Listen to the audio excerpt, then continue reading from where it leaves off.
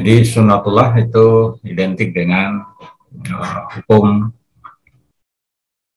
dinamika panas. Nah, dalam literatur terkait dengan hukum termodinamika. Hukum termodinamika itu secara umum ya, itu terbagi menjadi dua, yaitu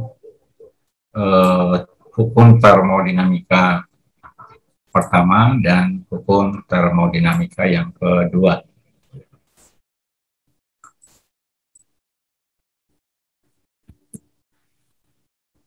Nah, hukum termodinamika pertama itu bunyinya adalah energi tidak dapat diciptakan, kemudian energi tidak dapat dimusnahkan. Ini artinya apa? Bahwa energi itu yang bisa menciptakan adalah hanya Tuhan, ya Allah. Dan yang dapat memusnahkan energi itu adalah juga Tuhan, ya. Kapan energi itu musnah? Yaitu pada saat hari kiamat. Kita manusia selagi hidup memiliki energi, ya. Seperti kita kuliah sekarang, kita hidup itu karena ada energi. Seperti suara saya itu adalah energi suara. Nah, kapan energi suara saya itu hilang atau musnah? Yaitu pada saat saya mati. Ya, jadi kalau kita mati, berarti energi kita musnah. Siapa yang memusnahkan? Siapa yang mematikan? Yaitu Allah. Ya. Itu adalah hukum termodinamika pertama. Jadi hukum aliran energi itu berasal dari pancaran sinar matahari. Jadi segala sumber energi itu datangnya dari matahari, sinar matahari. Kemudian bagaimana sinar matahari tadi bisa memberikan kehidupan? Yaitu melalui proses fotosintesa. Jadi kehidupan itu awalnya berasal dari pancaran sinar matahari, kemudian ditangkap oleh daun berklorofil, maka terjadilah proses fotosintesa. Nah, proses fotosintesa tadi kemudian menghasilkan gula, menghasilkan karbohidrat. Karbohidrat itulah yang menjadi makanan makhluk hidup. Jadi kalau sinar matahari tadi yang memakan adalah atau yang mereaksikan adalah daun atau tumbuh-tumbuhan, maka makhluk hidup lainnya adalah memanfaatkan makanan yang dihasilkan oleh tumbuh-tumbuhan tadi. Jadi kita makan nasi itu berasal dari tumbuh-tumbuhan, padi ada daunnya mengalami proses fotosintesa. Oke. Kemudian beras tadi menjadi nasi, kemudian kita makan, atau dalam bentuk sayur kemudian kita makan, atau dalam bentuk daging. Kalau bentuk daging, misalnya daging sapi, maka sapi tadi memakan rumput, ya, daun-daunan. Dagingnya menjadi materi untuk kita bisa hidup, ya, dari memakan. Nah, apabila kita tidak bisa makan, berarti kita mati. Kalau mati, maka energi tadi musnah dari tubuh kita, karena tidak bisa bergerak lagi. Jadi itu yang mengatur adalah mutlak dari hukum termodinamika pertama. Sedangkan hukum termodinamika kedua, atau sunatullah yang kedua, menyebutkan peristiwa energi tidak pernah berlangsung sempurna. Dan setiap transformasi energi atau perubahan energi atau perpindahan energi selalu terjadi entropi atau kerugian panas. Nah, kerugian panas ini juga bisa dalam bentuk kerugian material, karena material memiliki panas. Nah, sebagai contoh, minggu sebelumnya saya menjelaskan bahwa kalau kita makan nasi satu piring kita makan, maka perpindahan atau transformasi materi dari piring tadi, nasi dari piring masuk ke mulut kita, itu tidak sempurna 100%, karena ada entropi. Nah, entropinya itu apa? Atau kerugian panasnya itu apa? Yaitu ada sisa atau limbah. Jadi setiap ada perpindahan materi, perpindahan energi, itu selalu disertai limbah. Nah, limbah inilah yang harus dikelola oleh manusia.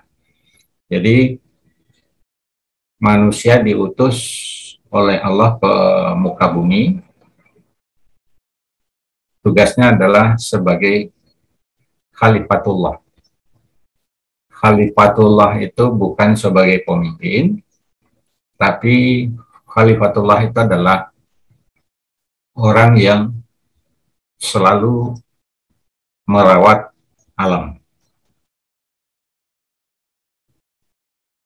Nah, apa makna dari khalifatullah, dia merawat alam? Bahwa manusia tidak boleh merusak alam. Dia hanya bisa melakukan sesuatu untuk menuju kesempurnaan, walaupun tidak pernah sempurna. Sebagai contoh, kalau kita makan, jangan sampai ada sisa. Karena sisa itu adalah ketidaksempurnaan. Sisa itu adalah ketidaksempurnaan. Jadi limbah adalah ketidaksempurnaan. Nah, tugas khalifatullah itu adalah meminimumkan ketidaksempurnaan, meminimumkan limbah, meminimum pencemaran, meminimumkan kerusakan lingkungan. Itu tugas khalifatullah.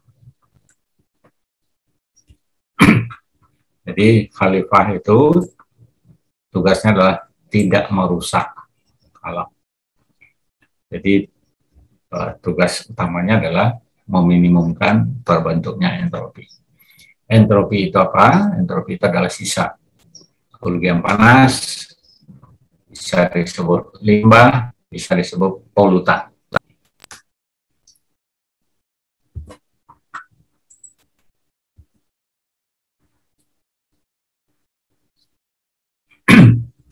Nah, pada konteks permasalahan lingkungan hidup, kata kuncinya adalah kerusakan lingkungan hidup itu disebabkan oleh ulah manusia. Nah, sebagai contoh, terjadinya global warming, ya, pemanasan global, terjadinya climate change, ya, perubahan iklim, kemudian terjadinya kelangkaan sumber daya alam terbarukan atau sumber daya alam tak terbarukan. Kemudian timbul pencemaran udara, pencemaran air, gempa bumi, banjir, kekeringan, longsor, dan lain sebagainya. Jadi kesemua persoalan lingkungan tersebut bersumber dari sikap dan perilaku manusia yang berfungsi, tidak lagi berfungsi sebagai khalifah.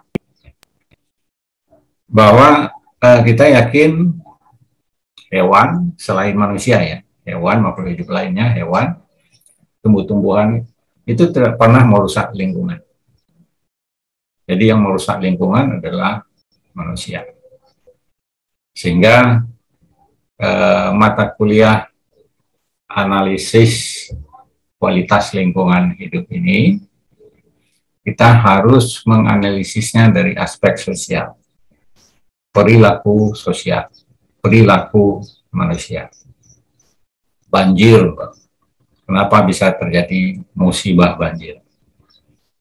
Pertama, manusia menebang pohon, menebang hutan pada saat hujan turun, maka air hujan yang turun ke bumi itu tidak ada lagi yang menahan.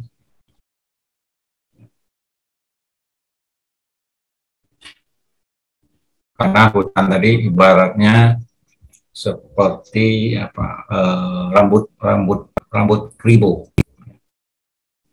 Kalau rambut keribu kita ambil air segayung, kemudian kita siramkan ke kepala rambut keribu, maka paling tidak airnya tertahan di rambut keribu tadi.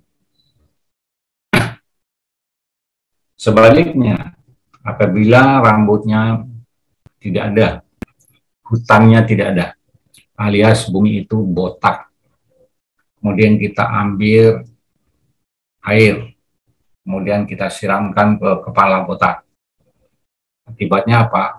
Air langsung jatuh ke laut atau jatuh ke permukaan tanah dan tidak terserap oleh tanah, sehingga terjadilah banjir, terjadilah longsor.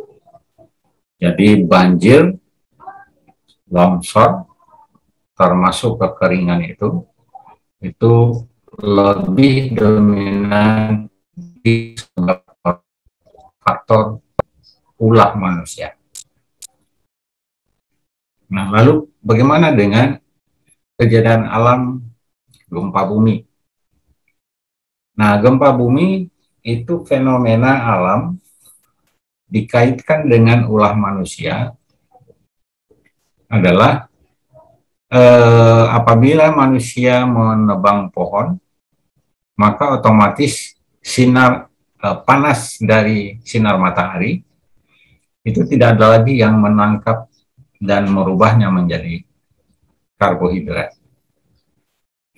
Akan tetapi panas tadi akan masuk ke inti bumi.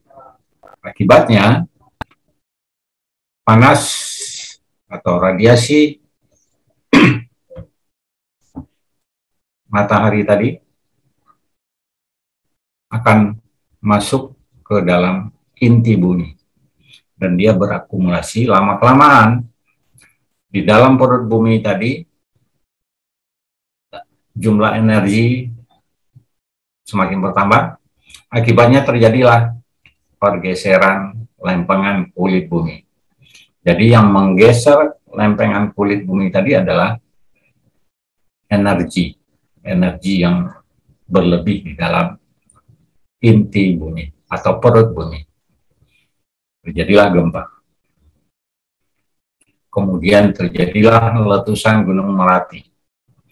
Jadi peristiwa Gunung Merapi, letusan Gunung Merapi itu adalah pelepasan energi yang berlebihan di dalam perut bumi karena tidak ditangkap oleh hutan, karena hutannya hilang. Halo, Assalamualaikum. Salam.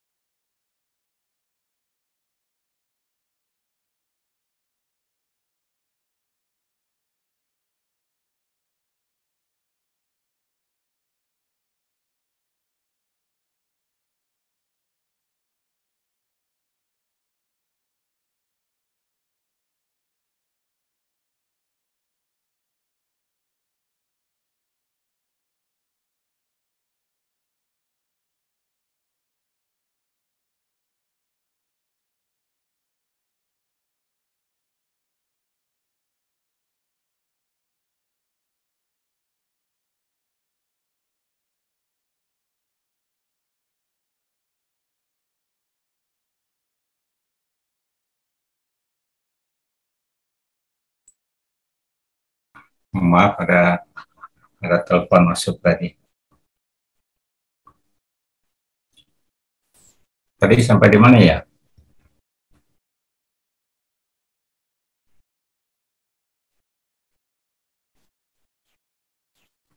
Juli, saya jelaskan apa terakhir tadi, lupa kayak.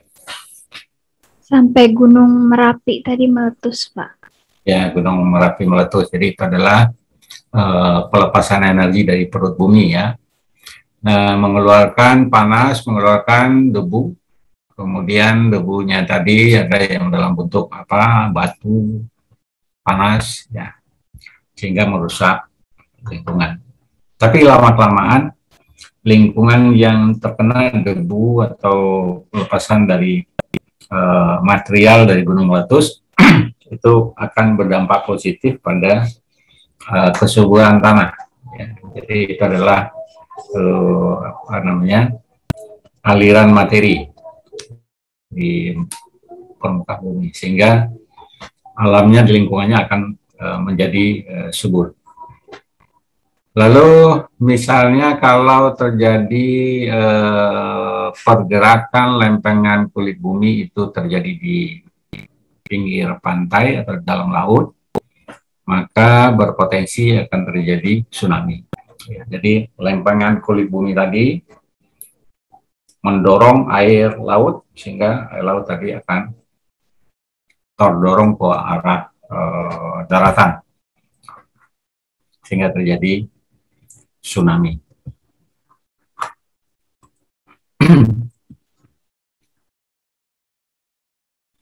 Nah, kebakaran hutan juga.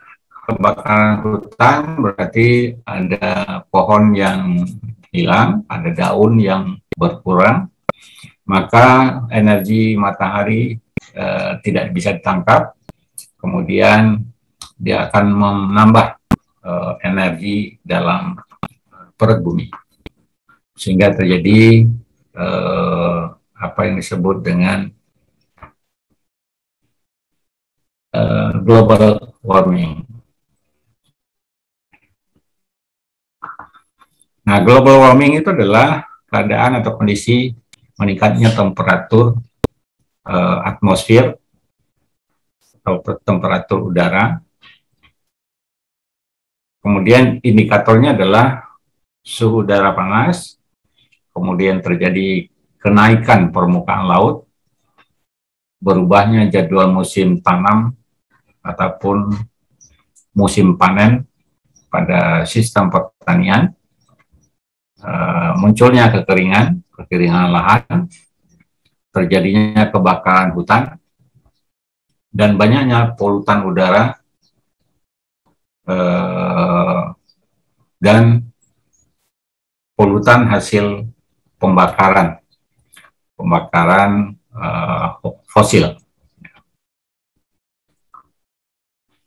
Ini Anda lihat tsunami, ya, gambar begitu dahsyatnya tsunami. Itu akibat pergeseran lempengan kulit bumi dilakukan oleh energi yang berlebih dalam perut bumi, dan pergerakan lempengan kulit bumi itu terjadi di laut yang berdekatan dengan daratan, sehingga air laut tadi akan naik. Ya. Kemudian gempa bumi, ya. Gempa bumi dan longsor. Ini adalah fenomena terjadinya banjir, ya. Banjir di Jakarta tahun 2007. Itu ada sekitar hampir 75% daerah DKI Jakarta itu tergenang air. Nah, penyebabnya adalah ulah manusia. Kemudian ini ada masyarakat antri air bersih, kemudian tanah merekah, ya, yang mengindikasikan terjadinya kekeringan atau global warming. Ini terjadi longsor yang menimbulkan korban, menimbulkan kerusakan pada bangunan rumah,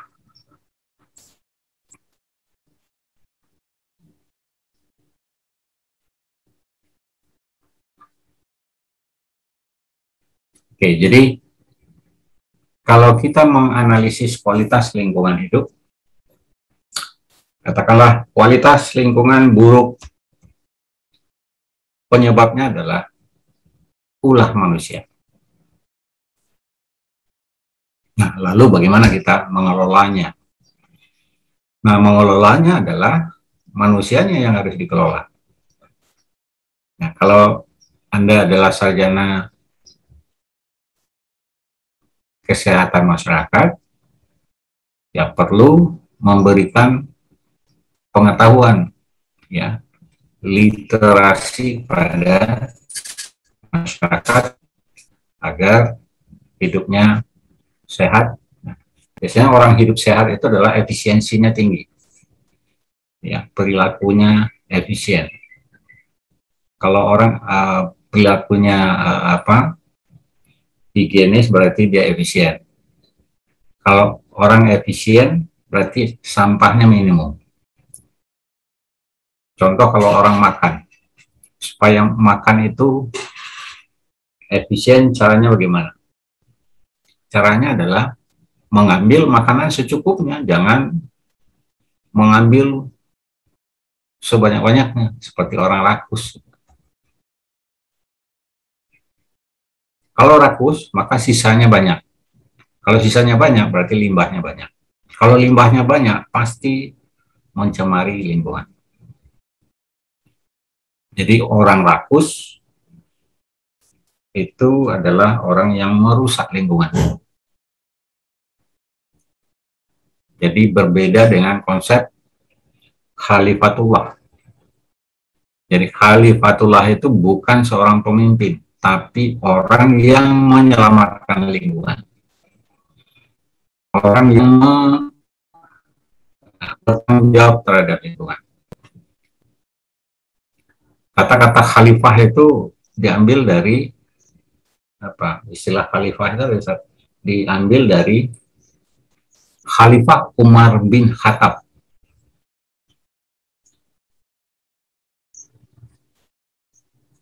Apa sifat yang patut dicontoh Khalifah Umar bin Khattab apa? Siapa yang bisa menjelaskan? Jadi itu bagian dari pengelolaan lingkungan supaya kualitas lingkungan kita, hidup kita semakin baik. Siapa yang tahu cerita dari Khalifah Umar bin Khattab?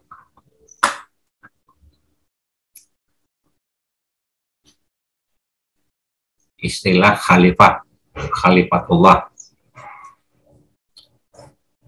itu diambil dari istilah Khalifah Umar bin Khattab.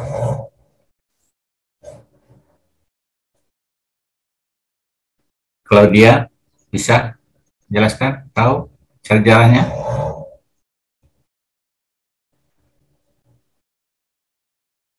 Kalau dia, Sabrina? Iya Pak, tadi kenapa? Tahu ceritanya Khalifah Umar bin Khattab? Nggak tahu? Lupa inget Pak. Apa yang diingat? Yang dia bertanggung jawab terhadap lingkungannya. Dia nggak mau merusak lingkungannya. Apa perilaku atau cara hidupnya Umar bin Khattab?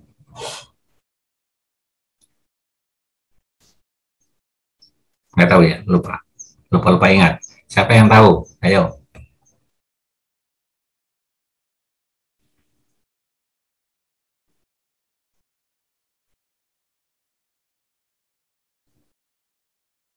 Nggak ada yang tahu?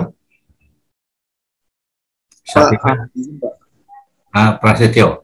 Ya, mungkin saya coba mengingat kembali Pak, bahwasanya sejarah yang dilakukan oleh Umar bin Khattab Khalifah, mungkin beliau salah satu seseorang yang bersikeras gitu, bahwasanya dalam keras ya, disiplin. Ya, dan konsisten dalam apa yang disampaikan gitu Pak. Jadi kalau misalkan ada yang tujuannya baik gitu kan, demi menjaga lingkungan itu stabil, dan bagaimana progresnya, yang dimana kan juga manusia nih Pak ya, salah satu penyebab dari kerusakan lingkungan tersebut gitu Pak. Dia emang udah di garis besarin tuh manusia itu sebagai seorang perusak gitu Pak. Jadi bagaimana caranya di saat zamannya Khalifah Umar ini, bagaimana manusia ini bisa mengontrol dirinya gitu Pak. Jadi senantiasa manusia cenderung lebih mencintai apa yang diberikan oleh Tuhannya gitu. Mungkin itu sih Pak. Oke. Tadi disebutkan oleh Prasetyo sebagai apa? Perilakunya konsisten. Ya, konsisten itu kan bahasa Inggris. Nah, di dalam bahasa Islaminya apa? Istiqomah Pak. Nah, istiqomah ya, istiqomah. Istiqomah itu Anda pernah membaca standar ISO.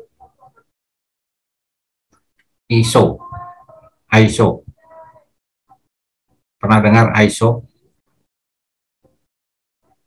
ISO 14.000. Pernah Pak. Cepat, Azkia ya. ISO itu apa itu? Singkatan apa? Artinya ISO. ISO di bidang kesehatan. ISO manajemen rumah sakit. ISO penanganan kecelakaan kerja. Izin menjawab Pak. Oke, silakan. Sebelumnya saya mohon maaf Pak, izin offline karena ada kendala jaringan di sini, lagi ada masalah jaringan gitu Pak. Yang setahu saya kalau ISO itu singkatannya International Organization for Standardization, dan itu juga kan ada salah satu ISO dari K3 sendiri ya Pak. Yang dimana di ISO K3 ini itu ada standarisasi gitu, kayak misalnya kalau misalnya perusahaan itu mau dapat sertifikat terkait keselamatan kerja itu harus memenuhi standar-standar yang udah ditetapin gitu Pak.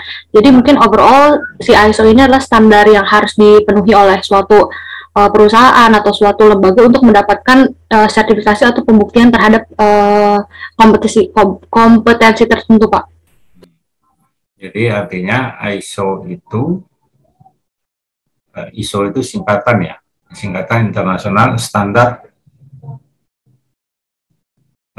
Organization gitu. Untuk standar internasional, I-nya adalah internasional, S-nya standar, O Organization, Pak. organization. Masa ya organisasi distandarkan. Jadi ISO itu adalah singkatan dari istiqomah.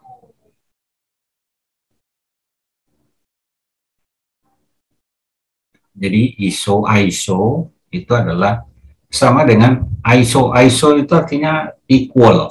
Equal itu sama. Jadi sama antara perbuatan dan ketentuan. Jadi apa yang diucapkan dengan apa yang yang tertulis sebagai standar itu harus sama. Apa yang kamu ucapkan itu yang kamu lakukan. Karena istiqomah. Nah, istiqomah itu adalah konsisten. Jadi dalam ISO itu kan ada dokumen. Kalau bekerja di bidang konstruksi, standar keselamatan kerja itu satu, pekerjanya harus, katakanlah misalnya ya, memakai hat atau topi sesuai dengan spesifikasi. Jadi ada tulisannya, harus sesuai dengan standarnya. Standar itu adalah sesuatu kriteria yang tertulis. Tertulis bisa dalam bentuk ukuran atau dalam bentuk narasi atau juga dalam bentuk gambar. Nah, itu adalah tertulis dan itu harus dilaksanakan. Kemudian pekerja sebelum bekerja harus memakai uniform, sepatu keselamatan kerja, safety shoes. Safety shoes itu kualitasnya adalah di bagian depannya harus dilapis dengan baja dan lain sebagainya. Dan itu tertulis memakainya, cara memakainya gimana. Kemudian pakai goggles, kacamata, pakai vest, rompi untuk menandakan adanya pekerja yang ada tanda tanda highlight fluorescence ya, yang ada sinarnya itu. Dan itu tertulis. Nah, itu disebut ISO. Jadi apa yang tertulis itu yang harus kamu kerjakan. Apa yang kamu kerjakan harus didasarkan dengan aturan tertulis. Jadi perbuatan itu harus sama dengan apa yang menjadi tuntunan.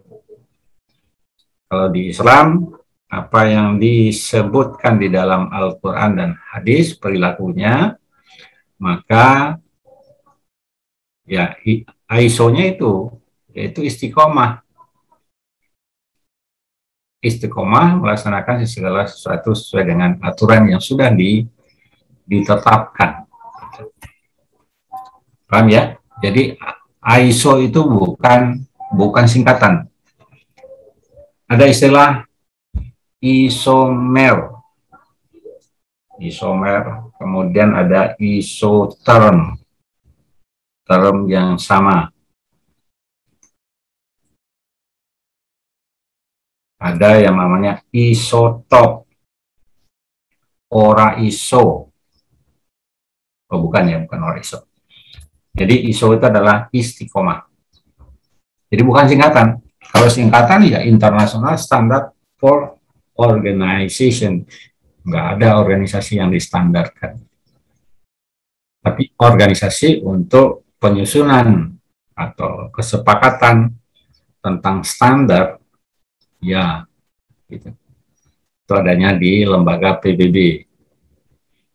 PBB kalau keselamatan kerja itu ada menggunakan WHO atau tenaga kerja namanya ILO. Jadi ILO dan WHO. WHO itu terkait dengan kesehatan, tapi kalau ILO itu terkait dengan keselamatan. Makanya kalau K3 itu disebut keselamatan dulu. Selamat, baru kesehatan. Keselamatan dan kesehatan kerja. Itu ya. Oke. Kita ikuti ini dulu, apa namanya.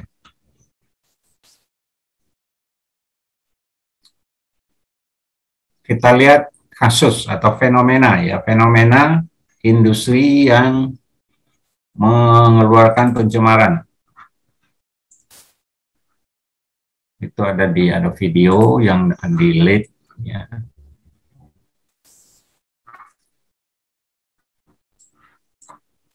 Sudah bisa kelihatan?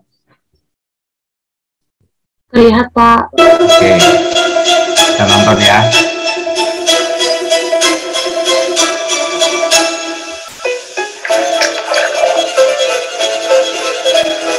Soil has become a dumping ground for all wastewaters. As long as humans are interested in wearing clothes, this business will exist.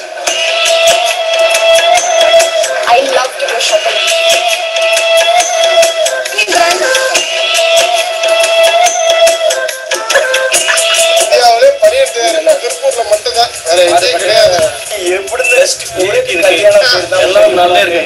How did our desire to be fashionable turn this one sleepy town and its sacred river into a toxic environmental nightmare?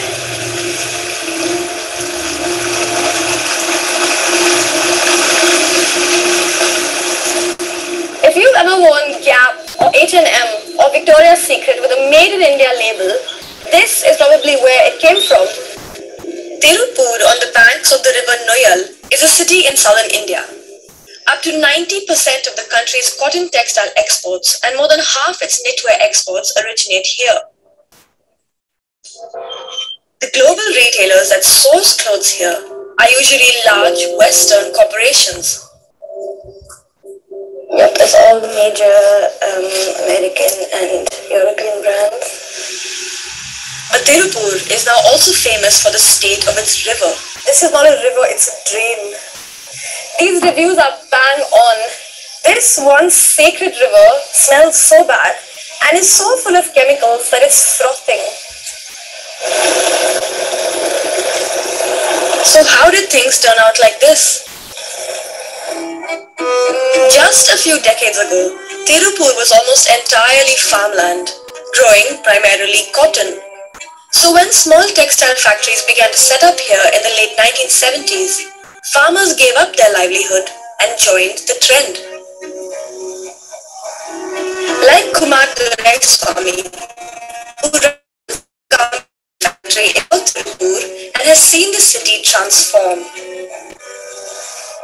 The small village now has turned into a city, a district headquarters, and we are employing about more than 1.5 million people directly and indirectly. Any country like India with so much of dense population, we really need industries. The textile industry here is what is called a cluster. Around 1,000 small to mid-sized independent garment factories like Duraiswamy's exist alongside dyeing, bleaching and embroidery units. Together, they bring in a revenue of 250 billion rupees or almost 3 billion euros a year. Industrial scale textile parks have also been set up, but it's the small to mid-sized facilities that make up the majority.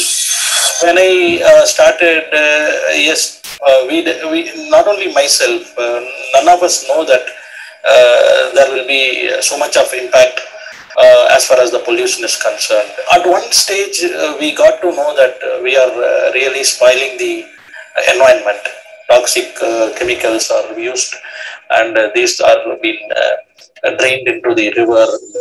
Noyal is 180 kilometers in length and has long been considered sacred as it nourishes the region and sustains at least 2 million people before draining into the famous river Kaveri. As the Noyal flows through the growing cities though, it gets choked with household and plastic waste. But the most harmful pollutants enter the river near the industrial cluster. A 2020 study found high levels of copper, zinc, lead, and other carcinogenic metals in the water that could leave long-term effects on the land, local people, and livestock.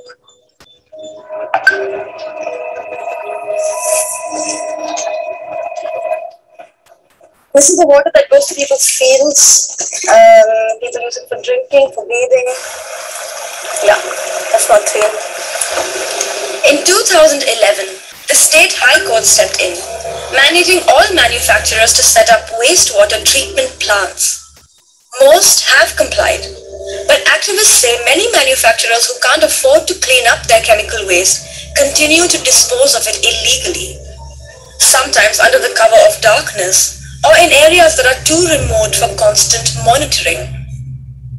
Prithviraj Sinnathambi was one of the activists who convinced the court to take action. But he says the burden of cleaning up this waste can't only fall on the little guys. Dying and cleaning doesn't exist in developed countries because they don't want to pollute their water. If somebody raises the issues of pollution in Europe or in North America, people will suddenly there'll be a knee-jerk reaction from the corporation. Then they'll say, no, we are not sourcing from here, we'll source from Bangladesh, as if everything is fine there. Or they'll say, we'll source it from Vietnam, or we'll source it from China. That attitude is not ethical. He says that developed countries are outsourcing their pollution, and the social consequences of this extend well beyond this city. Front of the impact of the environmental pollution has been faced by the farmers and agricultural communities. Basically, they lost their fertility of their soil, they lost their cattle, they lost their groundwater resources, and ultimately their income has gone down. And within a few years, they lost everything. Downriver, near one of the 2 dams on Noyal, is where the impact of this is most severe. I paid a visit to Oruthupalayam Dam, which has been polluted for decades. There's a report of over 800,000 fish dying here in just a single day. That was over 15 years ago when the floodgates were opened. But even today, the water is polluted. The reservoir is blanketed in water hyacinth plants, indicators of heavy metal pollution. They also choke the entire river system below. 3 farmers who were on their morning walk on the dam approached me and began describing what had happened to the river they'd grown up beside. ஒரு 17 வயசுல அள்ளி குடிக்கலாம். இது வேலை 30 வருஷம் 35 வருஷம் இதே வந்து நிறைய பேருக்கு வேலை கிடைக்குங்கிறாங்க. வேலை கிடைச்சவங்க இத்தனை தண்ணி வருஷம் 300 ரூபாய் எத்தனை டிடிஎஸ் தண்ணி வேஸ்ட் ஆகுது. இது என்ன ஸ்டைல் சொல்ல கண்ணு சேல்ஸ் பண்ணிட்டு என்ன சொல்றது ட்ரீம் தாங்க. One of the farmers, Devraj, invited us back to his home. He used to live here as a subsistence farmer. But over the past 20 years, things have changed dramatically here. அப்போ பருத்தி, நெல், கரும்பு, சோளம் எல்லாமே எல்லா விவசாயமும் வரும். அந்த மாதிரி வருது. இப்போ வந்து அந்த மாதிரி விவசாயம் வந்து அந்த தண்ணினால வராது. இப்போ எதுவுமே பண்றது இல்லை. தென்னை மரம் மட்டும்தான் இருக்கு. He says, though, that the yield of his coconut trees has dropped by at least 30% because of the water. So now he imports coconuts from other Indian states and hires laborers to break and dry them before he sells the parts, mainly to the coconut oil industry.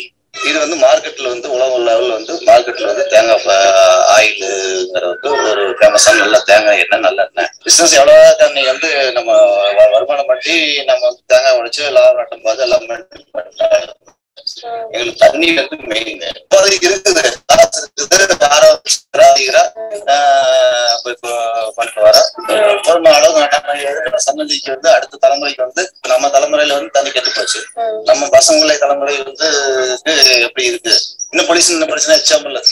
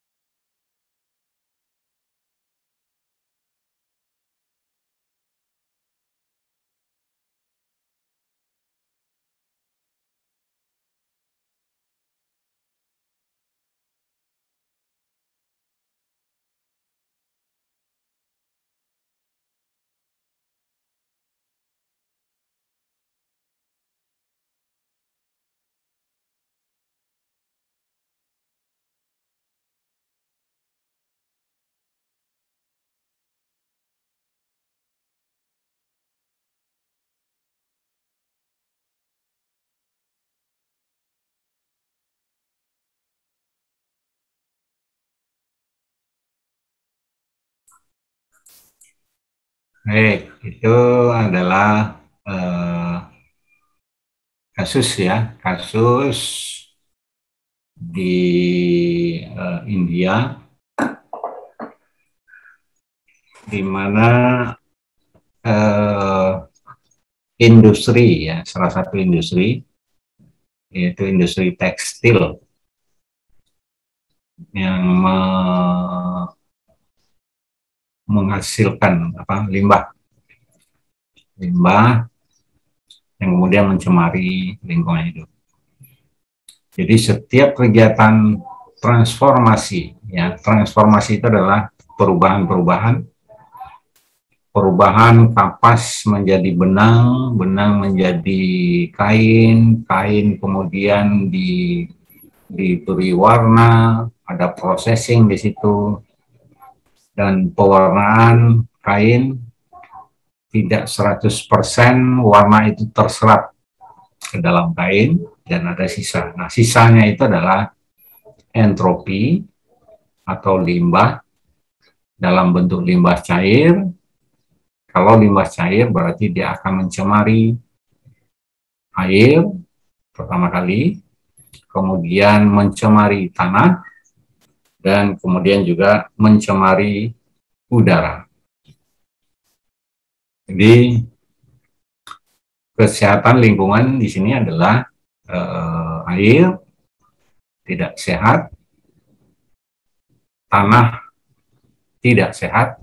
Kalau tanah tidak sehat artinya tanah tadi yang tercemar itu akan memberikan dampak negatif pada tumbuh-tumbuhan yang ada di tanah yang tercemar tadi. Sebagai contoh, misalnya kelapa yang ditanam di daerah tanah yang terkontaminan oleh zat-zat kimia dari limbah tekstil sehingga menghasilkan produk yang tidak berkualitas. Nah, lalu dampak selanjutnya adalah kesehatan masyarakat, kesehatan manusia. Jadi kalau air tidak bersih ya manusia tidak sehat. Kalau udara tidak bersih ya kesehatan yang terpengaruh adalah kesehatan masyarakat. Kemudian tanah yang tidak sehat itu akan mengkontaminasi makanan yang kita makan, di mana makanan tadi tumbuh di tanah. Nah, so what? Apa yang harus kita lakukan? Yang harus kita lakukan adalah di pihak industri harus melaksanakan sunatullah tadi. Nah, kalau aspek sunatullah tadi harus dilaksanakan secara konsisten atau menggunakan tadi istilahnya ISO, istiqomah, apa yang harus diperbaiki menurut Anda selaku yang bukan orang ahli industri ya, orang yang ahli industri tapi ahli kesehatan masyarakat. Kira-kira apa yang harus dilakukan oleh industri tekstil tadi?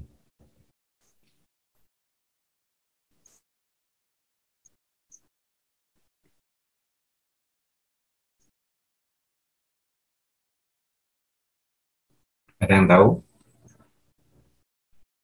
Izin menjawab, Pak. Mungkin Silakan. Safira. Oke, izin menjawab ya Pak. Kalau menurut saya dari ini ya Pak, untuk apa yang harus dilakukan sama industri itu, kalau menurut saya lebih mementingkan kualitas daripada kuantitas Pak. Karena kalau misalkan sekarang kan banyak ya Pak fast fashion gitu. Jadi kalau fast fashion ini tuh lebih mementingkan kualitas gitu. Jadi gimana caranya mereka itu membuat suatu produk nih Pak, baju gitu. Pokoknya hasilnya itu biar cepat nyampe ke tangan konsumen gitu. Nah akhirnya itu tuh yang menjadi konsumen itu jadi muncul apa namanya konsumerisme gitu Pak. Jadi karena harganya yang murah gitu Pak, dijual dengan harga yang murah, jadi konsumen tuh kayak ya udah beli terus. Akhirnya kan itu juga jadi limbah gitu Pak. Jadi kalau menurut saya itu sih Pak. Jadi apa ya, harus mementingkan kualitasnya daripada kuantitasnya, karena kan emang kalau misalkan semakin banyak yang diproduksi bajunya, apalagi dengan cara yang cepat, itu juga bisa makin banyak ini Pak, apa namanya polusi juga di air, di tanah juga gitu Pak. Mungkin segitu aja Pak, terima kasih. Oke, Safira ya.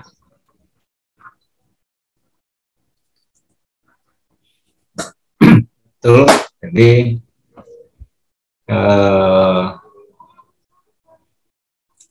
kalau industri atau kita memproduksi barang yang tidak berkualitas, ya, maka barang yang tidak berkualitas itu akan cepat rusak setelah dipakai.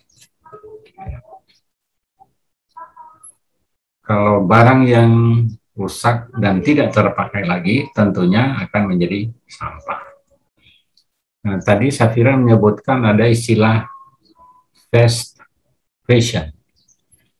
Fast fashion itu sama dengan fast food. Fast food apa? Fast food itu adalah makanan cepat saji ya. Jadi fast food adalah makanan cepat saji. Lalu tadi Safira menjelaskan fast fashion, ya sama. Jadi fashionnya diproduksi secara cepat. Gitu. Nah, secara cepat di sini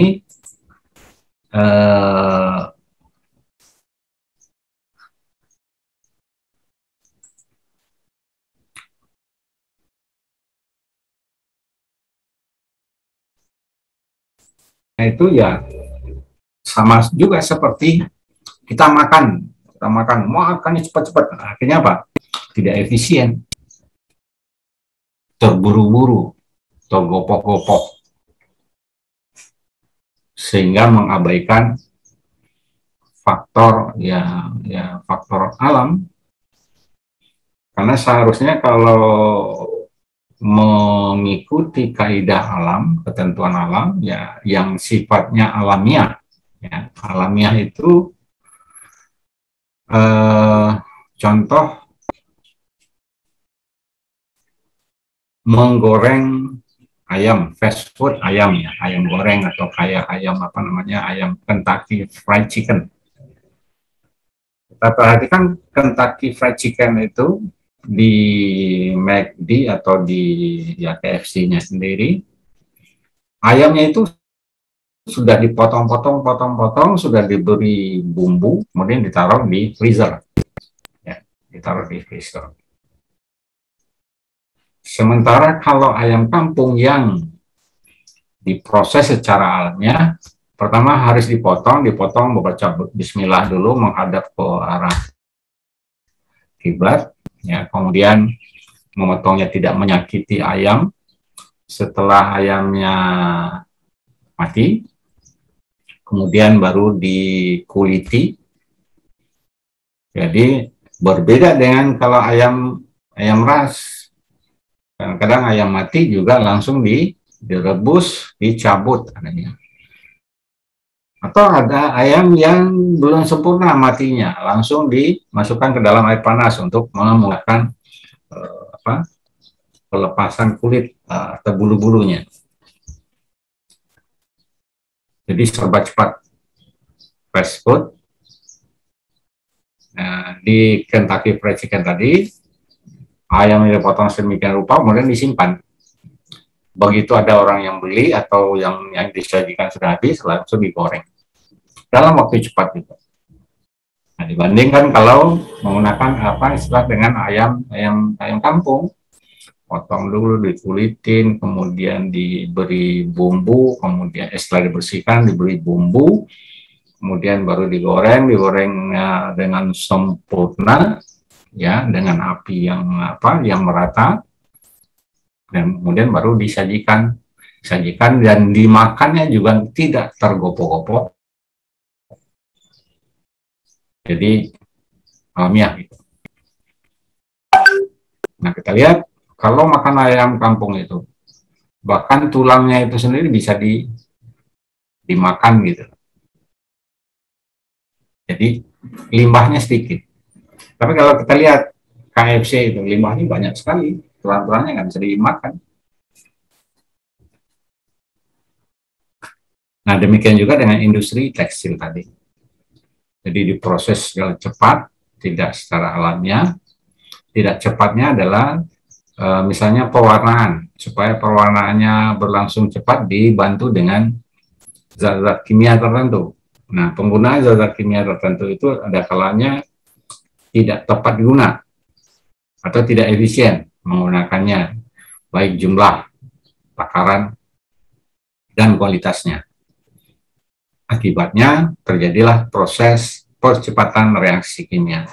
Nah, proses percepatan reaksi kimia tadi akan ada bahan-bahan zat-zat pewarna dan apakah katalisatornya itu tidak terpakai seluruhnya. Nah, kalau tidak terpakai seluruhnya, dia akan menjadi limbah. Dan limbah itu dibuang ke lingkungan. Ya, meskipun tadi kita lihat ada 3 tahapan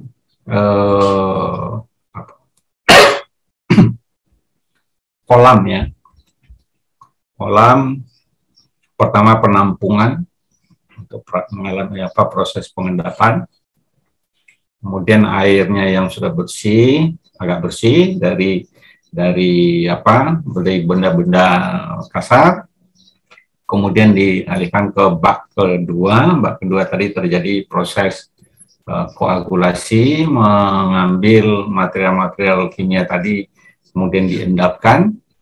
Sudah mengendap, bagian air yang atasnya sudah agak bersih dibanding yang pertama.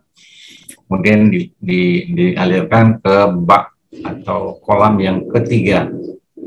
Kemudian pada kolam ketiga ini dilakukan lagi treatment dan lain sebagainya. Kemudian air yang sisa tadi, air yang sudah diproses dan jernih, kemudian baru dilepas ke lingkungan. Nah, kita lihat air yang dibuang oleh pabrik atau industri tekstil tadi ke lingkungan. Bagi saya ya aneh saja, mengapa air dibuang ke lingkungan? Padahal air itu diambil lagi dari tanah. Siapa kira-kira yang bisa jawab? Tadi kan kita lihat air limbah, ya, air limbah keluar dari saluran-saluran pipa tadi, kemudian ditampung, dimasukkan ke dalam kolam proses pengolahan air limbah. Kolam pertama, kolam ketiga, dan kolam ketiga.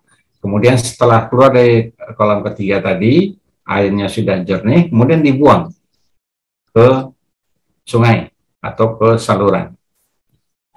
Nah, pertanyaannya adalah, kalau air itu bersih, kenapa dibuang ke lingkungan? Siapa yang bisa jawab?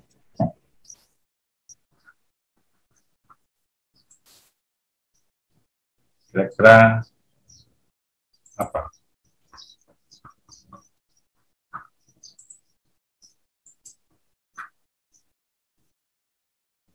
Siapa yang bisa jawab?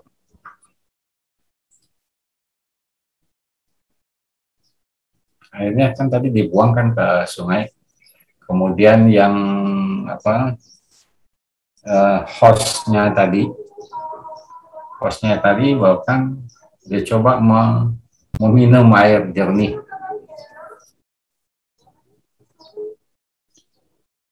Yang dia katakan bahwa tuh airnya itu adalah jernih. Nah, biasanya di pabrik setelah airnya, limbahnya tadi diolah jernih, ya, dikatakan bersih, kemudian dialirkan ke kolam khusus, yaitu kolam yang ada bioindikatornya. Apa bioindikatornya? Ikan. Kan ada ikan. Ada nggak yang berani makan ikannya?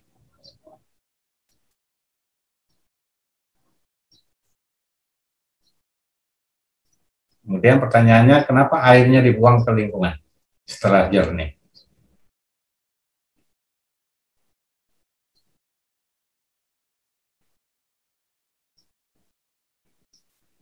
Ada yang tahu?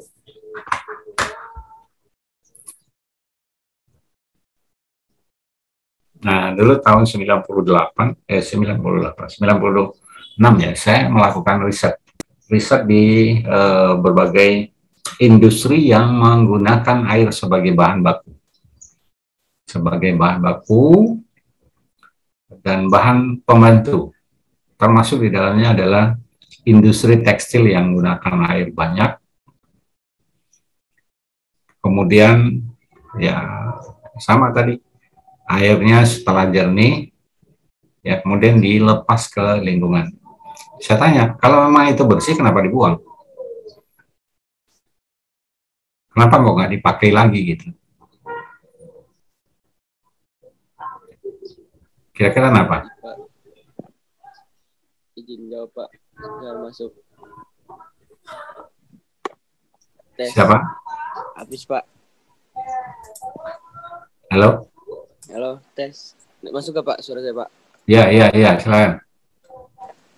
Suara sebentar Pak. Siapa yang Anda? Ya, tes Pak, masuk Pak. Ya. Ya, kalau menurut saya ini dibuang ke tanah kan ya Pak ya? Dibuang ke saluran lingkungan gitu. Ya. Air yang Kenapa sudah dibuang? bersih terus dibuang ke lingkungan. Mungkin kalau menurut saya itu supaya apa? Yang menyuburkan ekosistem yang ada di tanah tersebut Pak.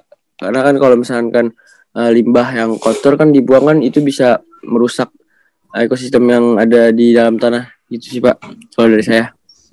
Ya, tadi kan airnya sudah jernih ya. Dan industri itu kan butuh air. Kenapa dibuang? Kenapa nggak itu dipakai? Ya, paling kayak tadi sih Pak yang saya bilang. Kalau menurut saya sih untuk menyuburkan ekosistem yang ada di tanah tersebut gitu. Ya kalau menyuburkan ya, kalau saya malah ya skeptis saya.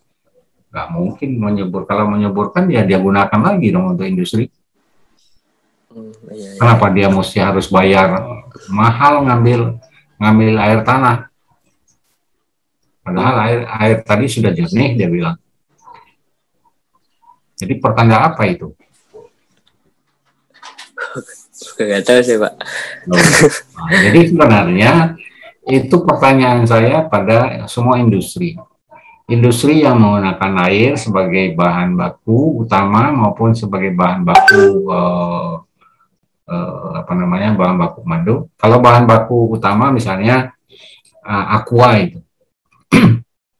Aqua kan bahan bakunya air. Bahan baku utamanya air. Ada nggak air limbah dari pabrik aqua itu? Ada kan? Ada nggak? Iya ada. Ada Pak. Ada. Nah lalu kan wajib diolah itu air limbahnya. Diolah sama seperti tadi. Ada kolam atau tandon 1, tandon 2, tandon 3. Nah, masing-masing tandon itu ada proses mechanical, ada proses chemical, ada proses biological, sehingga air limbah tadi jernih. Itulah. Kemudian ada bioindikator, dialirkan ke kolam yang ada ikannya. Ternyata ikannya kelihatan sehat. Gitu. Tapi airnya itu dibuang ke lingkungan. Nah, padahal dia ngambil air tanah. Kenapa nggak dipakai air yang dialirkan ke lingkungan yang sudah dikatakan jernih tadi, digunakan kembali?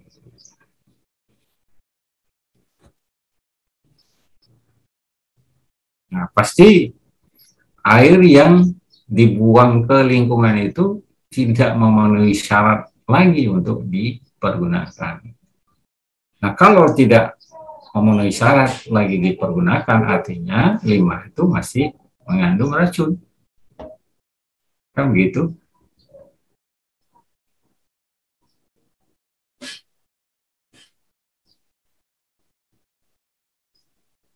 Jadi, Anda selaku mahasiswa kesehatan masyarakat, barangkali nanti menjadi penilik kesehatan lingkungan, atau penilik kesehatan atau higienitas, industrial hygiene, bisa mempertanyakan hal itu. Kalau airnya udah jernih, kenapa dibuang ke lingkungan? Kenapa nggak dipakai lagi? Nah, orang pabrik sendiri nggak ngerti itu. Oh ya, kami buang air itu sudah bersih loh. Kok air bersih dibuang? Pasti ada sesuatu. gitu ya. Nah, untuk itu solusinya apa? Caranya adalah minimumkan terbentuknya air limbah. Nah, kalau industri tekstil tadi banyak menghasilkan limbah, bagaimana meminimumkan limbah? Satu, gunakan bahan baku yang baik. Sama seperti halnya makanan kita. Kalau kita makan limbahnya banyak, caranya gimana? Ya, nasinya harus berkualitas, ayamnya harus berkualitas, sayurnya harus berkualitas. Jumlah porsi makanan harus sesuai dengan kebutuhan. Jadi jangan rakus. Porsi kita makannya 3 jari. Kalau orang Minang itu, orang Padang makannya 5 jari. Tapi kalau orang Cina makannya 2 jari. Nah, efisien yang 2 jari. 2 jari makannya kenyang. Tanpa limbah. Tapi kalau makannya 5 jari, ya banyak yang berserakan jadi sampah. Jadi prinsipnya jangan rakus menggunakan bahan baku. Pilih bahan baku yang berkualitas. Pilih nasi yang berkualitas. Pilih sayur mayur yang berkualitas. Pilih lauk pauk yang berkualitas. Jumlah nasi, jumlah lauk pauk, jumlah sayur harus sesuai dengan kebutuhan. Pabriknya udah tua, dikasih makanan berkualitas, ya percuma. Sama ibaratnya orang tua dikasih makanan yang berkualitas, tetap saja limbahnya banyak. Lebih baik memberikan makanan berkualitas pada anak muda. Ada manfaatnya. Tapi kalau orang tua lebih banyak tinjanya, banyak limbahnya. Jadi kualitas bahan baku yang digunakan oleh industri harus bagus. Seleksi kualitasnya. Kemudian penggunaan air. Cari teknologi pencelupan pewarnaan yang minimum menggunakan air. Berarti limbahnya pasti minimal. Oke. Ada yang mau bertanya? Silakan.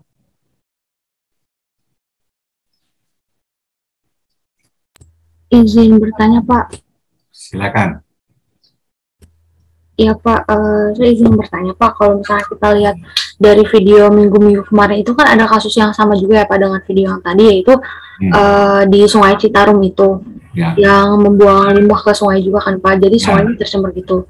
Mungkin kurang lebihnya sama kan ya, Pak. Nah, yang ingin saya tanyakan, apakah emang di industri kayak gitu tuh baru ditindak lanjut setelah ada pencemaran lingkungan gitu ya, Pak? Apa emang seharusnya kan setiap industri gitu ada yang pengawasan terkait limbahnya gitu. Nah, kalau misalnya dari video yang kita lihat tuh kayak baru ditindak lanjut setelah ada pencemaran lingkungan atau ketahuan gitu, misalnya sungai ini tuh tercemar gara-gara limbah dari pabrik A, pabrik B, pabrik C. Nah, apakah emang seperti itu ya, Pak? Atau emang ada ada istilahnya pendekatan persuasif gitu, Pak, kepada para perusahaan untuk mengolah limbahnya terlebih dahulu, Pak? Terima kasih, Pak. Ya, baik, terima kasih pertanyaan siap, bagus sekali. Ya. Nah, orang-orang pintar bertanyanya begitu, seperti Azkia itu. Nah, lalu sesungguhnya apa yang jadi persoalan dari ujung pertanyaannya Azkia tadi? Sebetulnya adalah perilaku manusia. Perilaku manusia yang mana? Yang punya pabrik, yang mengelola pabrik, yang bekerja di pabrik.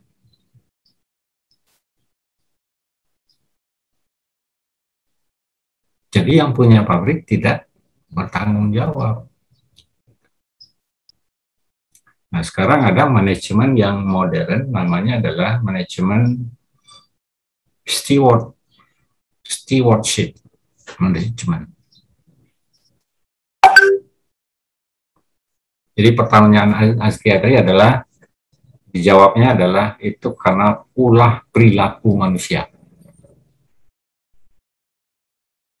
Jadi kalau pemerintah, katakanlah aparat hukum, bagian penilik lingkungan hidup di daerah yang bertanggung jawab terhadap kualitas Sungai Citarum. Nah, mestinya diminta tanggung jawab perusahaan.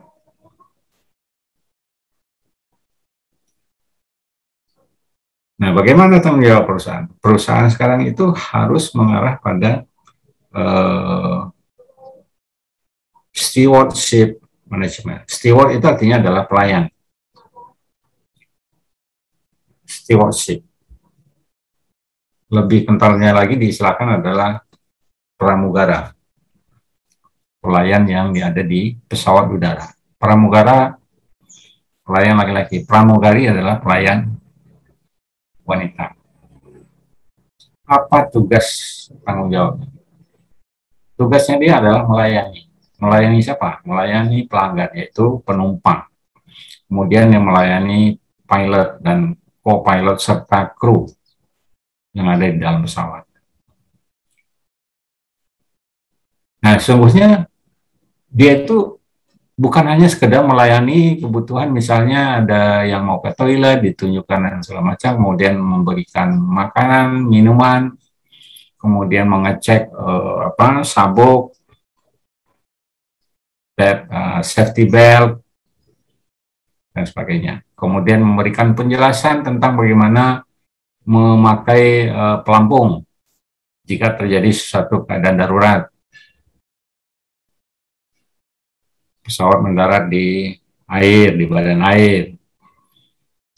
Atau suatu ketika ada perlu keluar setelah pesawat mendarat dan tidak bisa terbuka, dilakukanlah buka pintu darurat, itu ditunjuk.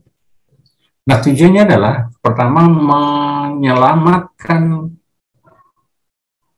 penumpang itu sendiri, menyelamatkan dirinya sendiri, menyelamatkan bumi yang dia pijak. Bumi yang dia pijak itu adalah pesawat.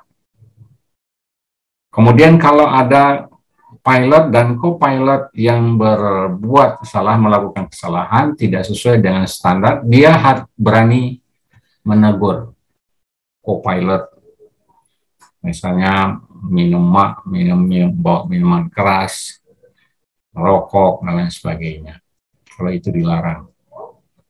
Kemudian penumpang dilarang menggunakan telepon, alat komunikasi, karena akan mengganggu proses navigasi. Tujuannya adalah untuk keselamatan penumpang itu dan keselamatan dirinya sendiri dan keselamatan tempat dia bekerja. Nah, itu adalah stewardship management. Jadi mengelola untuk keselamatan dirinya sendiri. Sehingga dia disiplin dan mendisiplinkan orang lain. Nah, harusnya itu yang dilakukan oleh industri tekstil tadi.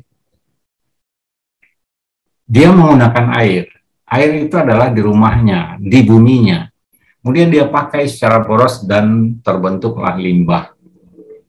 Kemudian limbah tadi diolah, kemudian dia lepas ke lingkungan. Dia harus bertanggung jawab. Kenapa dia harus bertanggung jawab? Nah, di pertanyaan seperti yang saya sampaikan tadi, kenapa limbah? Kalau limbahnya udah bersih, kenapa dibuang? Kan dia ngambil air lagi. Kenapa enggak itu yang disirkulasi?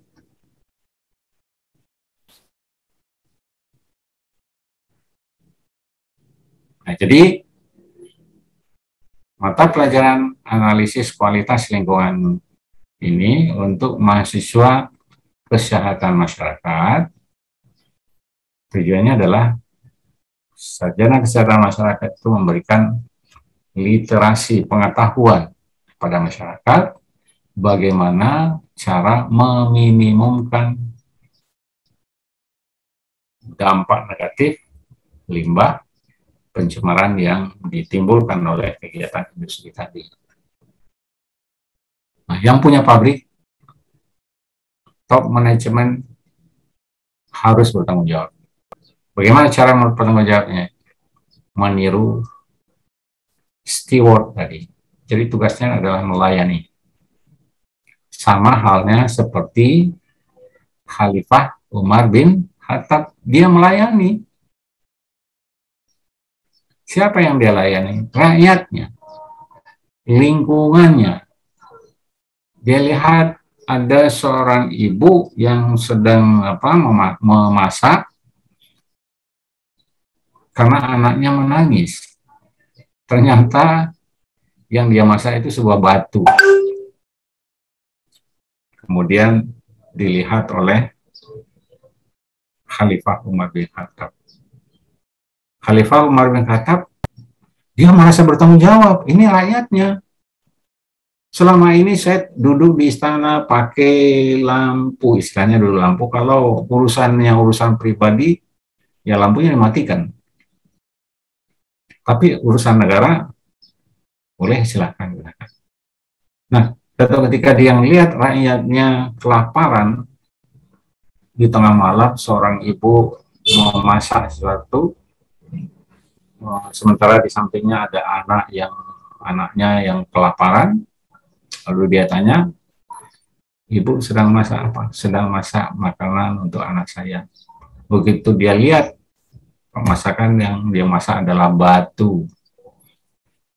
Nah, Umar bin Khattab itu menangis atau gimana? Dia merasa bertanggung jawab. Dia pulang, dia ambil gandum, dia pikul sendiri. Padahal dia seorang presiden lah, seperti Jokowi. Dia angkut sendiri, gendong sendiri gandumnya, lalu diantarkan ke orang. Jadi dia bertanggung jawab. Gitu. Nah, itulah yang harus dilakukan oleh semua industri. Jadi apa yang dia perbuat, ibaratnya kalau dia berak itu harus di tempatnya. Jangan berak di sembarang tempat. Kalau berak di mana? Ya di WC. WC itu ada septic tanknya. Kalau ada air limbah, misalnya air limbahnya air kencing. Jangan kencing sembarangan. Kencinglah pada tempatnya. Begitu. Ya. Jadi sungai bukan tempat membuang limbah. Ya, tapi kenapa kok rata-rata limbah dibuang di situ? Ya itu tadi saya katakan, ada yang salah. Salahnya apa? Karena semua orang, termasuk kita, termasuk yang punya industri, termasuk yang bekerja di industri itu, meniru apa yang diamanahkan oleh sunatullah yang kedua. Sunatullah kedua itu menyatakan bahwa transformasi energi tidak pernah sempurna. Jadi apapun yang dikerjakan oleh manusia itu adalah tidak sempurna. Kejadian-kejadian alam juga tidak sempurna. Nah, lalu tugas khalifah tadi, ya menyempurnakan kegiatan-kegiatan itu. Meskipun tidak pernah sempurna. Karena yang paling sempurna itu adalah hanya Tuhan. Jadi tugasnya meminimumkan, tidak bisa menghilangkan limbah. Nah, seperti saya makan pasti ada limbah. Nah, berapa kali BAB? Ya sesuai dengan standar. Apa standarnya? BAB 1 sampai 2 kali. Tapi kalau udah lebih dari 4 kali satu hari, berarti ada yang salah. Nah, kalau ada yang salah, harus diperbaiki. Apa yang diperbaiki? Kalau orang berak, buang hajat lebih dari 4 kali. 1, inputnya apa? Makanan. Ada nggak makanannya yang salah? Oh, makanannya terima. Situ analisisnya. Jadi, limbah banyak itu karena faktor makanan. Kalau di industri, limbahnya banyak, ya bahan bakunya. Karena bahan baku itu jadi makanan. Ya. Nah, mungkin nanti di sekitar rumahnya ada misalnya home industry. Home industry misalnya ada pabrik misalnya pabrik atau rumah yang suka memproduksi bakso. Kira-kira limbahnya apa?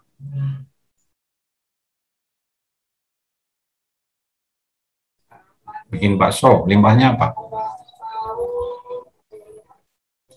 Pasti bahan bakunya apa? Satu tepung, kedua apa? Daging. Lainnya apa? Bumbu-bumbu.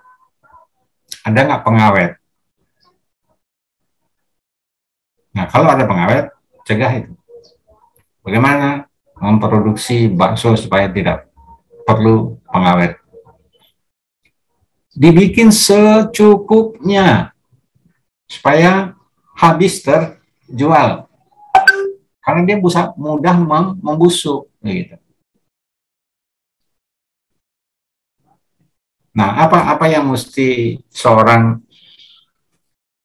sarjana kesehatan masyarakat memberikan literasi pada masyarakat yang memproduksi bakso tadi?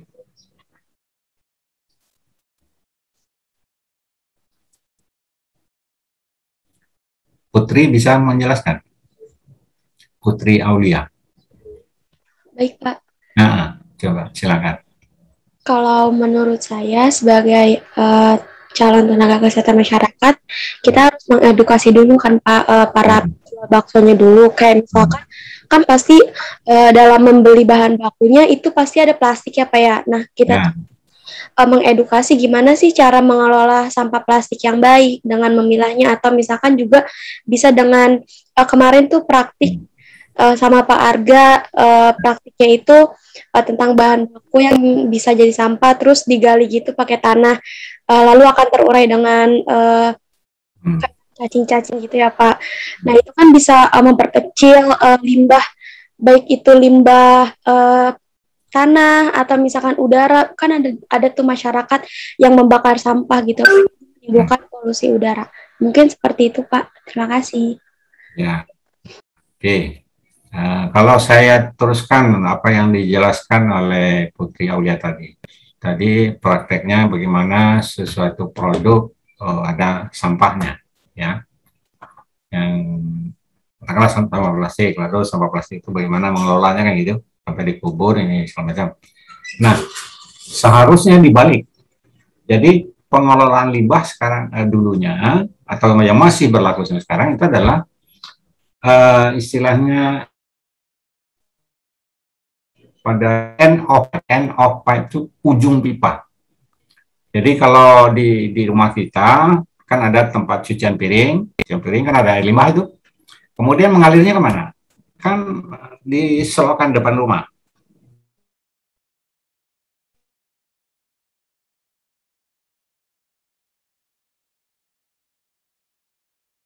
Adalah end pipe.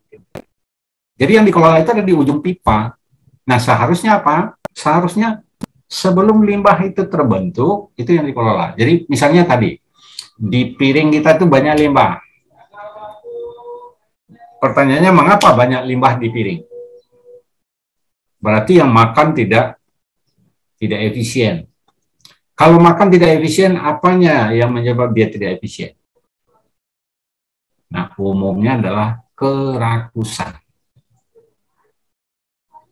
Jadi perilaku manusia sama dengan industri tekstil, ya. Jadi manusianya yang harus diperbaiki. Makan itu kalau ngambil sedikit-sedikit, secukupnya istilahnya ya. Jadi jangan seperti orang rakus. Pokoknya orang rakus itu pasti menghasilkan limbah banyak deh. Tapi kalau orang yang hemat sedikit-sedikit, pasti limbahnya sedikit. Nah, orang rakus biasanya banyak limbah. Untuk itu jangan rakus. Nah, barangkali kata rakus tadi kalau kita mengedukasi masyarakat,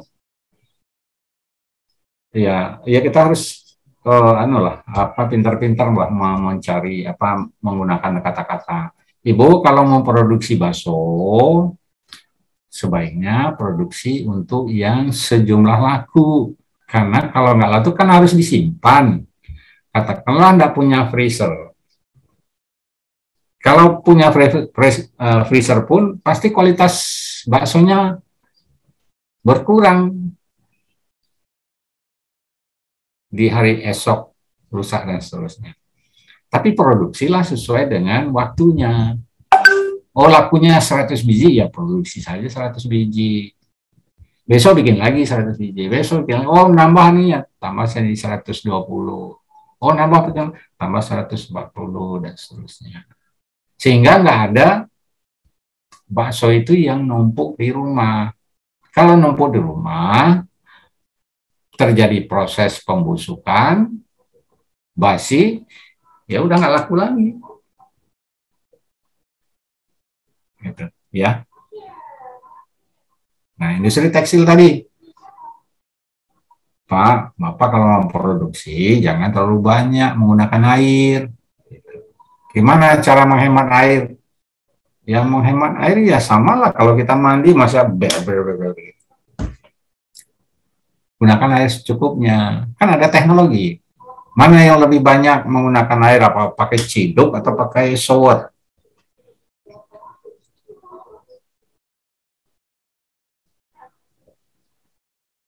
Pasti shower. Nah, kalau air tempat berwudu, bagaimana supaya kita bisa menghemat air pada waktu berwudu? Kerannya itu ngocornya jangan terlalu besar. Terus anukan sesuaikan dengan kecukupan waktu kita membersihkan tangan segala macam. Jadi jangan ngobrol dan sebagainya, sehingga airnya nggak banyak terbuang.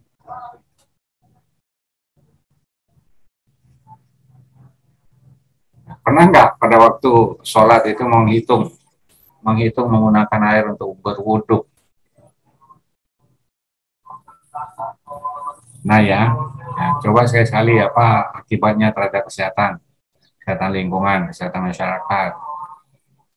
Yang jelas jumlah air, kualitas air akan berkurang, akan menurun kualitasnya. Jumlah air nggak akan bertambah, nggak akan berkurang. Cuman kualitas air yang buruk itu jumlahnya semakin banyak. Oke, waktunya habis. Kita akhiri kuliah kita.